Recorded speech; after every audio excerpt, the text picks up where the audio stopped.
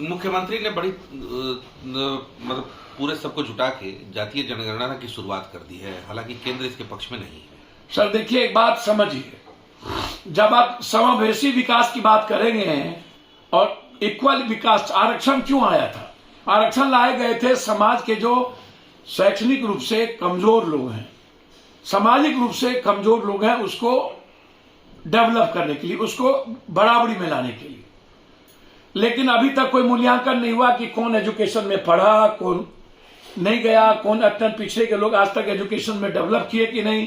कभी आरक्षण लाने के बाद इस पर अभी तक एक बार गंभीरता से नहीं ध्यान दिया गया कि इसके मुनाफे, इनका बेनिफिट पिछड़ा को, अत्यंत पिछड़ा को, दलित आदिवासी को कितना मिला। 9 करोड़ 68 लाख आदिवासी है, उसमें उनको मिला कि नहीं, दलितों में किसको मिला, किसको नहीं मिला, अत्यंत पिछड़ा में किस जाति को मिली, कौन जाति नहीं, अभी तक हम सक्सेस कर पाए। उसी तरह यदि आप आरक्षण का बिना जाति जनगणना के आरक्षण को आप 10% गरीब को, अमीर के लोगों को आप आरक्षण देने की बात हम लोगों ने की, हम इसके पक्षधर हैं। किसी भी कीमत पर आरक्षण के मुद्दों पर जाति जनगणना जब हो, सामाजिक, शैक्षणिक और आर्थिक, मैं चाहता हूं कि किसी भी कीमत पर जाति जनगणना में एक सबसे महत्वपूर्ण 2 बात का ख्याल रखने की जरूरत है।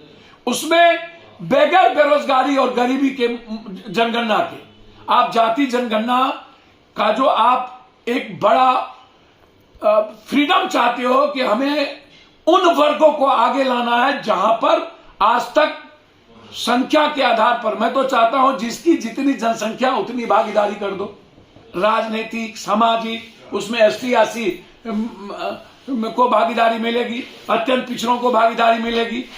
कोई भी जाति, मेरा आग्रह है, कोई भी जाति, चाहे ऊंची जात हो या जादव हो, यह अब नहीं कह सकता है कि इस भारत में जहां एक संविधान, एक लोकतंत्र, एक गीता, कुरान, बाइबिल है, रामायण है, उसमें समाज के हर वर्गों को उसके जनसंख्या के आधार पर बढ़ने का मौका नहीं मिले। इसके लिए नीतीश कुमार जी को फोकस करना पड़ेगा। अभी जो जाति जनगणना हो रही है उससे मैं थोड़ा सा, मुझे तकलीफ हो रही है कि लोग पक्के के मकान के पास जाकर के जाति पूछ लेते हैं और संख्या पूछ लेते हैं, कौन जाति का है, कितनी जनसंख्या, लिख देता है।